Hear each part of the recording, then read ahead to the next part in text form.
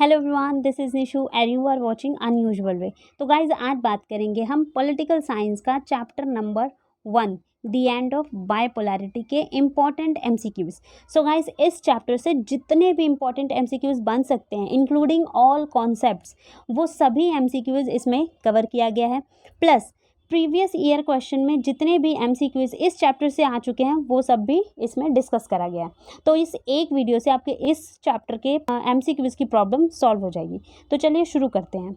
So our first question is when was Berlin wall toppled, मतलब Berlin wall को कब गिराया गया था। ओके, सो ऑप्शंस आर 1989, 1961, 1991 या 1995। तो गाइज देखिए, अब आपको ऑप्शंस देख के सब कुछ समझ में आ रहा होगा। जैसे 1995 की बात करें तो ये वो समय था जब सेकेंड वर्ल्ड वॉर ख़त्म हुआ था।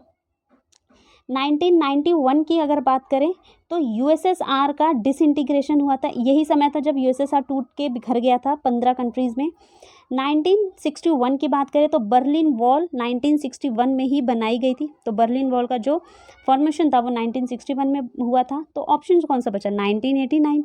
यस, 1989 में ही बर्लिन वॉल को गिरा दिया गया था। ओके, चलिए अब नेक्स्ट क्वेश्चन की तरफ बढ़ते हैं। Next question is which statement is incorrect about Berlin wall. So again question comes regarding Berlin wall कि बर्लिन वॉल के बारे में कौन सा स्टेटमेंट गलत है। सही नहीं पूछ रहा, गलत पूछ रहा है। Okay, so let's discuss the options. First option is it symbolised the division between capitalism and communism. तो सोचिए कि जो बर्लिन वॉल बनाया गया था वो किस चीज़ को सिम्बलाइज करता था, किसको सिम्बलाइज करता था?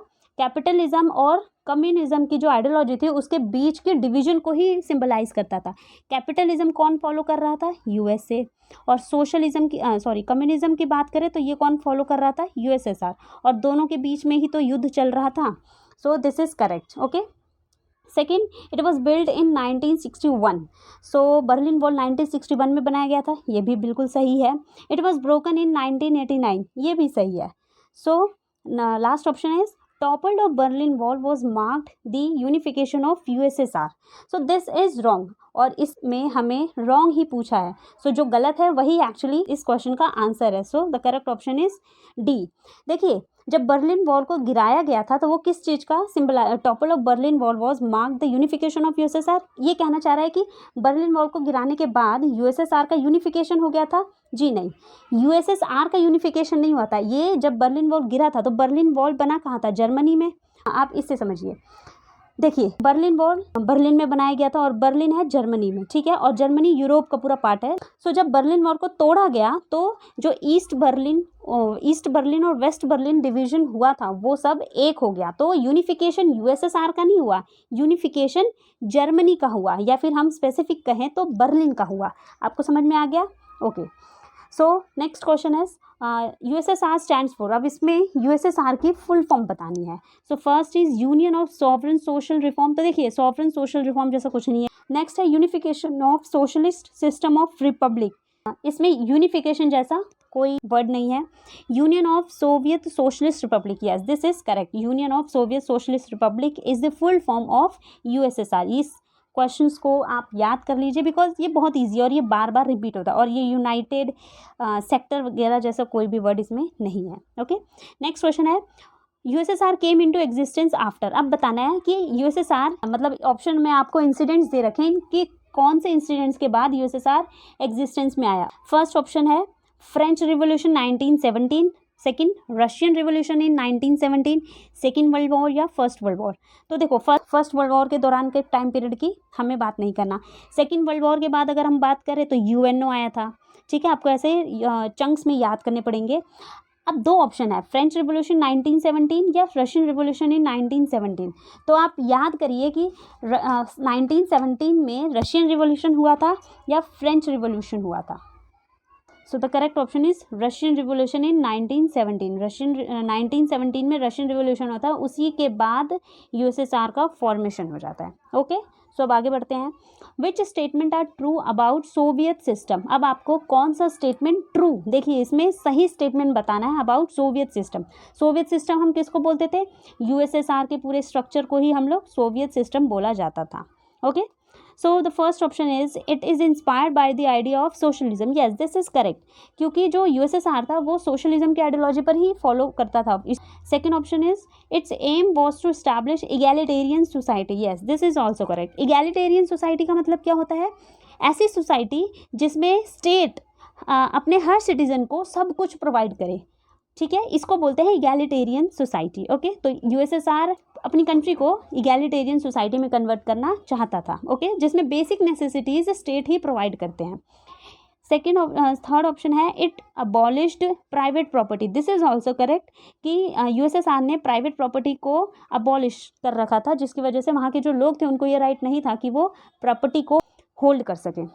डी ऑप्शन कहता है it was based on the principle of religious freedom. देखिए, अगर आप इस ऑप्शन को ध्यान से देखेंगे तो यूएसएसआर रिलीजियस फ्रीडम के बेस पे के प्रिंसिपल पे बेस्ड नहीं था. It was based on the principle of equality. ये इक्वालिटी के प्रिंसिपल पे बेस्ड था. ओके, सो अगर यहाँ पे इक्वालिटी होता तो ये सही होता, बट ये गलत है. ठीक है, रिलीजियस फ्रीडम के ऊपर के प्रिंसिपल के ऊपर बेस्ड नहीं था, वो इक्वालिटी के फ्रीडम के ऊपर बेस्ड था. ठीक है, तो दिस इज रॉन्ग. लास्ट है it was controlled by businessman. Okay, अगर आप ध्यान से देखें तो यूएसएसआर और जब हम यूएसएसआर और यूएसए में डिफरेंस करते भी हैं तो हम ये भी देखते हैं कि उसमें कौन किसके पास पावर होती है. तो यूएसएसआर के पास बिजनेसमैन के पास पावर नहीं होती. यूएसएसआर में किसके पास पावर होती थी? स्टेट के पास. स्टेट ही सब कुछ होल्ड करके रखता था. और बिजनेसमैन के पास पावर कौन से आइडियोलॉजी में होती थी?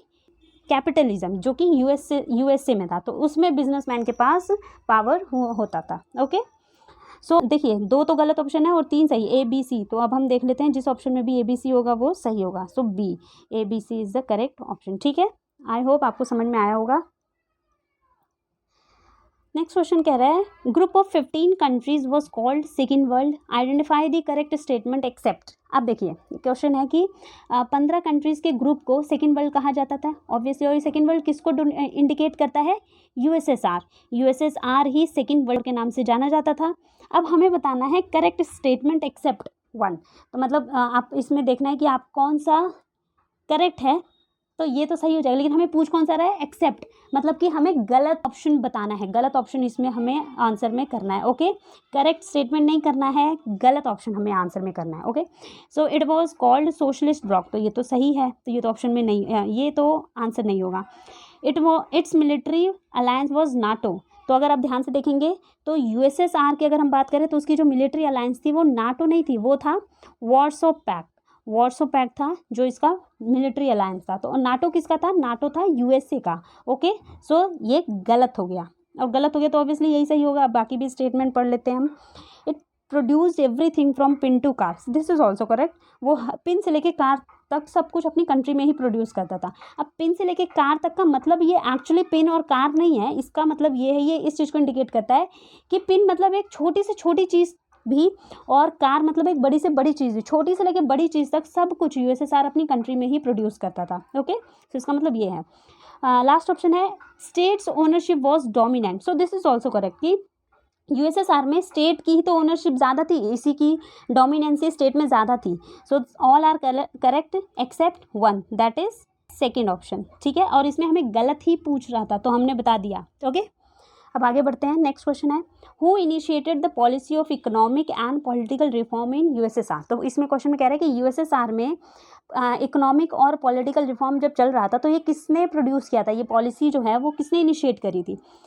Nikita Khrushchev, Boris Yeltsin, John F Kennedy. देखिए, जॉन एफ कैनेडी की अगर हम बात करें तो जॉन एफ कैनेडी, जब हम क्यूबन मिसाइल क्राइसिस के बारे में बात करते हैं तो इनका नाम तब आता है. ओके, बोरिस येल्सिन की बात करें तो जब यूएसएसआर रशिया में कन्वर्ट हुआ, मतलब कि यूएसएसआर जब टूट गया, डिसइंटीग्रेशन हुआ, तो जब रशिया एक स्टेट बना, उस रशिया के फर्स्ट प्रेसिडेंट बने थे. ओके, निकिता क्रुश्चेव की बात करें तो निकिता क्रुश्चेव का नाम भी क्यूबन मिसाइल क्राइसिस के समय ही आता है. ठीक है, जो कि यूएसएसआर के प्रेसिडेंट थे. और John F Kennedy Cuban missile crisis के समय पे यूएसए के प्रेसिडेंट थे. तो ऑप्शन बचा कौन सा? Mikhail Gorbachev. Yes, Mikhail Gorbachev ही थे जिन्होंने economic and political reform USSR में इनिशिएट किया था. इन्होंने 2 नाम से इनिशिएट किया था. वो एक तो था ग्लासनोस्ट और एक था पेरेस्ट्रोइका. ओके, इसके ऊपर एक इंडिविजुअल 2 मार्क्स का क्वेश्चन भी बनता है. ठीक है, नेक्स्ट क्वेश्चन है, who emerge as a national heroine against of centralised government of USSR in the leadership of Gorbachev. तो क्वेश्चन कह रहा है कि जब गोरबाचेव यूएसएसआर में रूल कर रहे थे तो उन्हीं के दौरान उनकी गवर्नमेंट कैसी थी, सेंट्रलाइज्ड गवर्नमेंट। सेंट्रलाइज्ड गवर्नमेंट का मतलब क्या है कि ऐसी गवर्नमेंट थी जो सब कुछ स्टेट में जितना भी सब कुछ होता था सब कुछ खुद कंट्रोल करती थी और किसी भी इंडिविजुअल को, सिटीजन को कोई भी राइट नहीं था। तो सेंट्रलाइज्ड गवर्नमेंट इसको बोलते हैं। ओके, सब कुछ वो खुद ही टैकल करते थे। तो गवर्नमेंट के अगेंस्ट में कौन उभरा और उसको नेशनल हीरो के नाम से जाना गया, ठीक है। So options are Nikita Khrushchev. तो देखिए निकिता क्रुश्चेव हमने बताया था, निकिता क्रुश्चेव का नाम तो क्यूबन मिसाइल क्राइसिस के समय आता है। मिखाइल गोरबाचेव तो खुद ही रूल कर रहे हैं, तो ये भी नहीं होगा, ठीक है। Boris Yeltsin, yes Boris Yeltsin, अभी हमने प्रीवियस क्वेश्चन में भी हमने डिस्कस करा था कि बोरिस येल्सिन ही थे। जब यूएसएसआर का डिसइंटीग्रेशन हुआ था तो उसके बाद जब रशिया को सारी पावर, यूएसएसआर की सारी पावर रशिया को दे दिया गया था, जैसे कि यूएनओ में परमानेंट सीट ये भी रशिया को मिल गया था और बहुत सारी चीज़ें उसको मिल गई थी। बोरिस येल्सिन ऐसे ही प्रेसिडेंट नहीं बन गए थे। बोरिस येल्सिन ने काफ़ी संघर्ष किया, गवर्नमेंट के अगेंस्ट में गए और इसीलिए इनको नेशनल हीरो के नाम से जाना जाता है। ओके, तो जब मिखाइल गोरबाचेव रूल कर रहे थे तो ये उनका प्रोटेस्ट कर रहे थे और इसीलिए इनको नेशनल हीरो के नाम से जाना जाता है। और लास्ट ऑप्शन है व्लादिमीर पुतिन। तो आप जानते हैं ये तो रिसेंट के हैं प्रेसिडेंट, ठीक है। नाउ यूएसएसआर वाज डिसबैंडेड इन, अब आपको ईयर बताना है कि यूएसएसआर कब टूटा था। डिसबैंडेड मतलब उसका डिसइंटीग्रेशन कब हुआ था, उसका विघटन कब हुआ था, 1991, 1989, 62 या 61। सो 61 में तो बर्लिन वॉल बना था, आपको याद होगा। 62 में क्यूबन मिसाइल क्राइसिस हुआ था। आपको ये याद रखना पड़ेगा ताकि जब भी क्वेश्चन आए तो आपके दिमाग में तुरंत हिट कर जाए। 1989 में बर्लिन वॉल को तोड़ दिया गया था, टॉपल्ड हुआ था। तो बचा कौन सा, 1991। यस, 1991 में ही यूएसएसआर का डिसबैंडेड हो गया था। नेक्स्ट, CIS स्टैंड्स फॉर, अब आपको CIS की फुल फॉर्म बतानी है। So commonwealth of individual states, collective innovative state. देखिए कलेक्टिव इनोवेटिव स्टेट जैसा कुछ नहीं था। कम्युनिस्ट ऑफ इंडिपेंडेंट स्टेट्स या कॉमनवेल्थ ऑफ इंडिपेंडेंट स्टेट्स। देखिए कॉमनवेल्थ तो कुछ नहीं था, अब कॉमनवेल्थ इधर भी है, कॉमनवेल्थ इधर भी है, तो आप इसको भी क्रॉस करते। अगर आपको नहीं पता है तो आप एलिमिनेट करके भी आंसर निकाल सकते हैं। तो बचा कौन सा, सी, कम्युनिस्ट ऑफ इंडिपेंडेंट स्टेट्स, ठीक है। कम्युनिस्ट ऑफ इंडिपेंडेंट स्टेट्स की फुल फॉर्म है CIS की। Okay, so let's move ahead. Now question is CIS was formed after, अब सेम कौन से इंसिडेंट्स के बाद CIS का फॉर्मेशन हुआ था। जैसे हमने पढ़ा था यूएसएसआर का फॉर्मेशन कौन से इंसिडेंट के बाद हुआ था, वैसे ही CIS के बारे में पूछ रहा है। सो नॉन अलाइन मूवमेंट, देखिए नॉन अलाइन मूवमेंट में तो यूएसएसआर का कोई रोल नहीं था। ओके, ये तो इंडिया और जो छोटे गरीब देश हैं उन्होंने मिलकर ये बनाया था। क्यूबन मिसाइल क्राइसिस 1962 में हुआ था, इससे कुछ रोल नहीं है। सेकेंड वर्ल्ड वॉर के बाद तो हमने बात किया था कि यूएनओ का फॉर्मेशन हुआ था। तो बचा कौन सा, डिसइंटीग्रेशन ऑफ यूएसएसआर। आपको याद होगा कि जब यूएसएसआर का डिसइंटीग्रेशन हुआ था तो जो कंट्री, जैसे 15 कंट्रीज से मिलके यूएसएसआर बना था, तो जब यूएसएसआर का डिसइंटीग्रेशन होता है तो यही 15 कंट्री अलग अलग कंट्रीज़ के नाम से जानी जाती है और विश्व में सामने आती है और इसी को बोला जाता है CIS। इन्हीं कंट्रीज़ को कलेक्टिवली बोला जाता है CIS ऑफ इंडिपेंडेंट स्टेट्स, ठीक है। जो क्योंकि ये कंट्रीज़ अभी तक यूएसएसआर के कंट्रोल में थी और अब ये इंडिपेंडेंट हो गई थी। ओके, आपको समझ में आ रहा होगा, आई होप। नेक्स्ट है, who became successor of Soviet union after disintegration of it. तो जब यूएसएसआर का डिसइंटीग्रेशन हो गया, टूट गया, तो यूएसएसआर का सक्सेसर कौन बना, ठीक है। यूक्रेन, बेलारूस, रशिया या USA। तो देखिए यूक्रेन तो अभी हाल ही में उसका बहुत हाइप पे है। बेलारूस भी सक्सेसर का, देखिए सक्सेसर का मतलब होता है कि सारी जो पावर थी यूएसएसआर की वो किसके हाथ में आ गई, कौन सी कंट्री के हाथ में आ गई। तो करेक्ट ऑप्शन इज रशिया के हाथ में ही सारी पावर आ गई थी। जैसे यूएनओ का परमानेंट सीट जो था वो रशिया को ही मिल गया। USA तो इसके अगेंस्ट में थी, इसका तो कोई रोल नहीं होगा। तो बहुत सारी पावर जो डोमिनेंसी थी वो रशिया को ही मिल गई थी। Okay, next, who was elected first president of Russia. देख इस क्वेश्चन के बारे में हमने पहले भी डिस्कस कर लिया कि जब यूएसएसआर का डिसइंटीग्रेशन हुआ था तो बहुत सारी कंट्री इंडिपेंडेंट होकर सामने उभरी थी। उन्हीं में से एक था रशिया के जो फर्स्ट प्रेसिडेंट थे वो वही थे जो यूएसएसआर जब मिखाइल गोरबाचेव रूल कर रहे थे उनके दौरान जिन्होंने प्रोटेस्ट किया था, जिनको नेशनल हीरो के नाम से भी जाना जाता है, वही रशिया के सक्सेसर फर्स्ट प्रेसिडेंट बने। अब आपको पता चल चुका होगा कि हम किसकी बात कर रहे हैं, दैट इज बोरिस येल्सिन, ठीक है। What are correct about shock therapy. तो आपको बताना है कि शॉक थेरेपी के बारे में कौन सा स्टेटमेंट सही है, ठीक है। So first is it was transition from socialist system to capitalist system. So yes, this is correct. कि जब शॉक थेरेपी क्या था, देखिए शॉक थेरेपी ये था कि जब यूएसएसआर का डिसइंटीग्रेशन हुआ था तो बहुत सारी कंट्रीज जो थी वो इंडिपेंडेंट होकर सामने उभर कर आई थी, लेकिन उनके सामने प्रॉब्लम ये थी कि वो बिल्कुल इंडिपेंडेंट थी, नई थी, अभी न्यूली इंडिपेंडेंट कंट्रीज थी वो, और उनको आइडिया नहीं था कि अपनी कंट्रीज़ में कैसे ग्रोथ करनी है. तो क्या करा गया था, यूएसए ने आईएमएफ और वर्ल्ड बैंक के द्वारा इन कंट्रीज़ को फाइनेंशियल हेल्प दी थी, और इनकी वजह से और इसी फाइनेंशियल हेल्प लेने की वजह से इन कंट्रीज़ का जो इकोनॉमी था वो बिल्कुल एकदम से चेंज हुआ था. एक शॉक की तरह था, जो अभी कम्युनिस्ट थी वो एकदम से कैपिटलिस्ट में चेंज हो गई थी. तो इसी को हम लोग शॉक थेरेपी कहते हैं. आई होप आपको शॉक थेरेपी समझ में आ गया होगा. तो अब बात करते हैं कि शॉक थेरेपी के बारे में कौन सा स्टेटमेंट गलत है, सॉरी कौन से स्टेटमेंट सही हैं. सो फर्स्ट है, it was transition from socialist system to capitalist system. So yes, this is correct कि जो कंट्रीज थी वो सोशलिस्ट सिस्टम से ट्रांसफ़र हो रही थी कैपिटलिस्ट सिस्टम की तरफ. सेकेंड है, it was transition from capitalist system to socialist system. No, this is wrong. देखिए यूएसएसआर की जो कंट्रीज़ थी वो यूएसए की इकोनॉमी को फॉलो कर रही थी. यूएसए की जो कंट्री थी वो यूएसएसआर की आइडियोलॉजी को नहीं फॉलो कर रही थी. Okay, this is wrong. C option कह रहा है collective farms were replaced by private farming. Yes, this is also correct, क्योंकि यूएसएसआर में जब लोग थे तो यूएसएसआर में लोग क्या करते थे, कलेक्टिव फार्मिंग करते थे. कलेक्टिव फार्मिंग का मतलब सब लोग मिलकर एक ही लैंड पे कलेक्टिवली फार्मिंग करते थे. लेकिन यूएसए में क्या होता था, प्राइवेट फार्मिंग चलती थी, मतलब इंडिविजुअल लैंड को होल्ड करता था और वहाँ पर फार्मिंग करते थे. तो जब यूएसएसआर की कंट्रीज़ यूएसएसआर से कैपिटलिज्म की तरफ बढ़ रही थी तो उन्होंने प्राइवेट फार्मिंग को ही अडॉप्ट किया था. ओके, सो बी गलत है, ए और सी सही है. नेक्स्ट भी देख लेते हैं. Private farming were replaced by collective farming. This is wrong. So सही कौन सा है हमारा, A and C. So A and सी जिस ऑप्शन में होगा वही सही होगा, फोर्थ में है. Okay, so this is the correct option.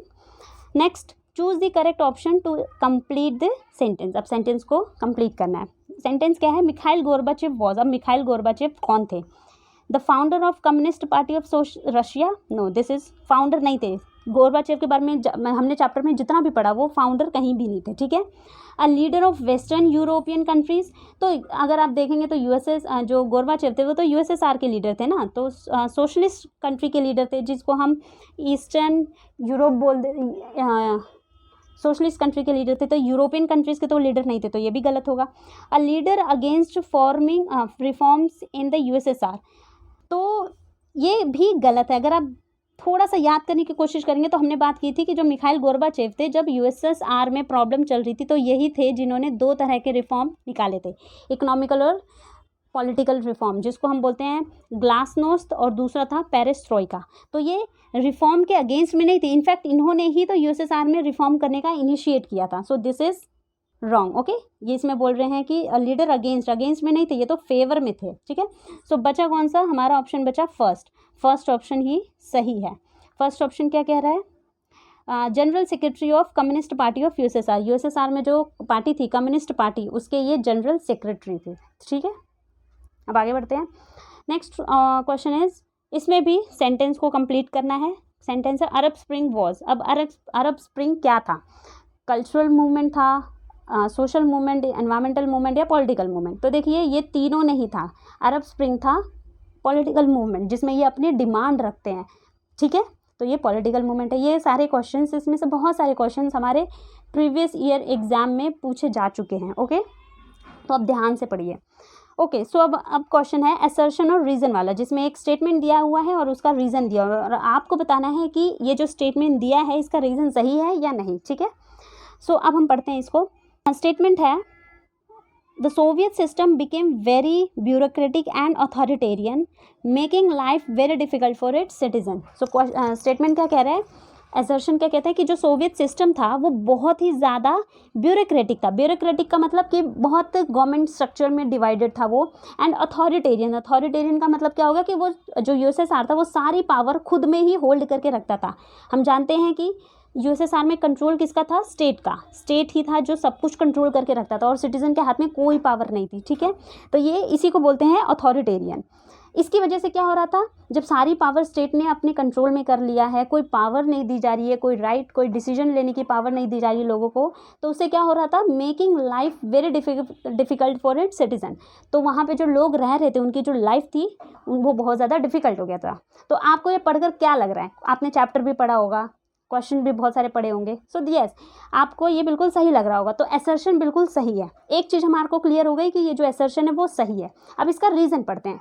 State assertion आपको समझ में आ गया कि यूएसएसआर बहुत ब्यूरोक्रेटिक था, अथॉरिटेरियन था, सारी पावर खुद में ही होल्ड करके रखता था, जिसकी वजह से वहाँ के लोगों की लाइफ बहुत प्रॉब्लम हो रही थी, मतलब लाइफ में बहुत प्रॉब्लम हो गई थी, ठीक है, डिफ़िकल्ट हो गई थी उनकी लाइफ सिटीज़न की। रीज़न क्या कह रहा है, USSR Soviet union became a great power after the second world war. तो अब रीज़न, अब आप ये ऐसे करके देखिए कि अब आप ऐसे इसको समझ के देखिए कि यूएसएसआर ब्यूरोक्रेटिक था और अथॉरिटेरियन था, जिसकी वजह से उनके सिटीज़न की जो लाइफ थी वो बहुत ज़्यादा डिफ़िकल्ट हो गई थी। इसका रीज़न क्या है, क्योंकि सोवियत यूनियन एक ग्रेट पावर बन चुका था आफ्टर सेकेंड वर्ल्ड वॉर। तो इसका कोई मतलब कोई रिलेशन दिख रहा है आपको, कुछ नहीं समझ में आ रहा। देखिए ये तो सही है, अगर हम इस रीज़न की बात करें तो रीज़न भी सही है। रीज़न क्या कह रहा है कि Soviet union became a great power after second world war. तो यस, सेकेंड वर्ल्ड वॉर जब खत्म होता है तो सोवियत यूनियन एक ग्रेट पावर के रूप में उभरता है। देखिए जब सेकेंड वर्ल्ड वॉर खत्म होता है तो दो ही तो सुपर पावर बचती है, एक था हमारा यूएसए और एक था हमारा सोवियत यूनियन। तो yes this is also correct, this is also correct, मतलब दोनों असर्शन और रीज़न दोनों ही सही है। लेकिन जो यहाँ असर्शन में बोला गया है वो उसका सही रीज़न नहीं है। आपको समझ में आ रहा है कि ऐसा नहीं है कि जो सोवियत यूनियन था वो सेकेंड वर्ल्ड वॉर के बाद एक ग्रेट पावर बन गया था, इसीलिए उसने अपनी कंट्री में ब्यूरोक्रेटिक और अथॉरिटेरियन सिस्टम लाया, जिसकी वजह से उनकी लाइफ डिफ़िकल्ट हो गई। ऐसा नहीं है, ये दोनों स्टेटमेंट सही है, बट जो रीज़न है वो इसका करेक्ट रीज़न नहीं है। आपको समझ में आ रहा है? सो ऑप्शन कौन सा सही होगा, पहला पढ़िए आप, both assertion and reason are true and reason is correct explanation of assertion. So ये नहीं है, समझ में आ गया। असर्शन और रीज़न तो सही है, लेकिन रीज़न सही एक्सप्लेनेशन नहीं है असर्शन का। सेकंड ऑप्शन क्या कह रहा है, both assertion and reason are true but reason is not the correct explanation of assertion. So this is correct. आपको समझ में आ गया? आई होप आपको समझ में आ गया होगा।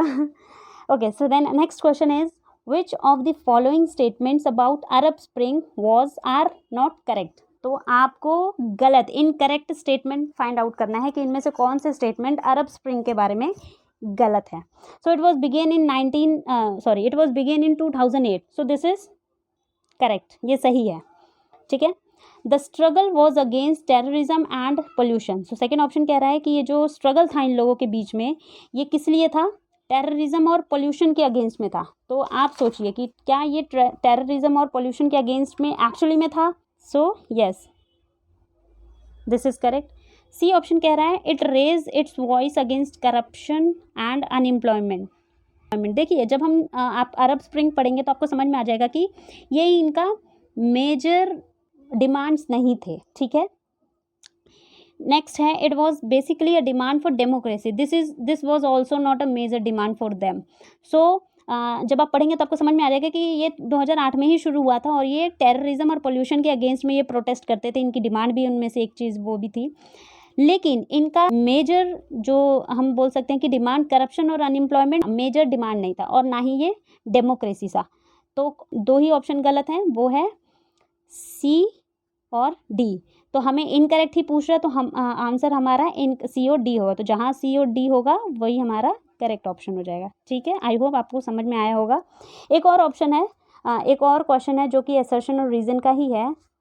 क्वेश्चन क्या है, असर्शन है United Nation is expected to cope better with the unipolar world. तो असर्शन ये कह रहा है कि जो यूएनओ यूनाइटेड नेशन है वो यूनिपोलर, जब सेकेंड यूएसएसआर का डिसइंटीग्रेशन हो जाता है तो पूरा वर्ल्ड यूनिपोलर बन जाता है। तो इसमें बोल रहे हैं कि जब वर्ल्ड यूनिपोलर बना तो तो उस यूएसए से निपटने के लिए, यूएसए से कोप अप करने के लिए यूनाइटेड नेशन ही एक अल्टीमेट ऑप्शन था, ठीक है। तो असर्शन कह रहा है कि जब यूएसएसआर का डिसइंटीग्रेशन होता है पूरे वर्ल्ड में यूएसए की पावर बढ़ जाती है और वर्ल्ड बन जाता है यूनिपोलर, मतलब अब यूएसए की ही चलेगी। और इसी चीज़ को रोकने के लिए यूएनओ कारगर साबित हुआ, ठीक है। इसकी पावर को ही रोकने के लिए यूएनओ कारगर साबित हुआ। रीज़न क्या कह रहा है, after disintegration of Soviet Union many new countries join the UNO. So देखिए असर्शन तो सही है, ठीक है, रीज़न भी सही है, आप इसको ध्यान से पढ़िए। सेकेंड, जब यूएसएसआर का डिसइंटीग्रेशन हो जाता है तो पूरा जो पावर है वो यूएसए के पास आ जाता है, लेकिन यूएसए को कौन रोक सकता था? एक ही ऑप्शन था हमारे पास, वो था यूनाइटेड नेशन। और यूनाइटेड नेशन अब यहाँ पर क्यों लगाइए, रीज़न वाई लगाइए कि ये ऐसा क्यों बोला जा रहा है कि यूएसए की पावर को सिर्फ यूनाइटेड नेशन ही रोक सकती थी? क्योंकि यूएसएसआर के डिसइंटीग्रेशन के बाद बहुत सारी नई कंट्रीज़ यूएनओ को ज्वाइन हो गई थी, यूएनओ में ज्वाइन हो गई थी। आपको समझ में आया कि जब बहुत सारी कंट्रीज़ यूएनओ में ज्वाइन हो जाएंगी तो ऑब्वियसली वो डिसीजन मेकिंग में अपना पार्टिसिपेशन देंगी ही, और जिसकी वजह से यूएसए की पावर को कंट्रोल किया जा सकता था। ओके, तो आई होप आपको समझ में आया होगा कि यहाँ पे असर्शन भी सही है, रीज़न भी सही है, और रीज़न करेक्ट एक्सप्लेनेशन है असर्शन का, ठीक है। सो आप ऑप्शन कौन सा हो जाएगा? ए, क्योंकि असर्शन भी सही है, रीज़न भी सही है, और करेक्ट एक्सप्लेनेशन भी है, ए सही है। Both assertion and reason are true and reason is the correct explanation of assertion. So A option is correct. Okay, so that was for today. I hope you liked that video. If you like that video, so please hit the bell icon and subscribe the channel. Thank you so much.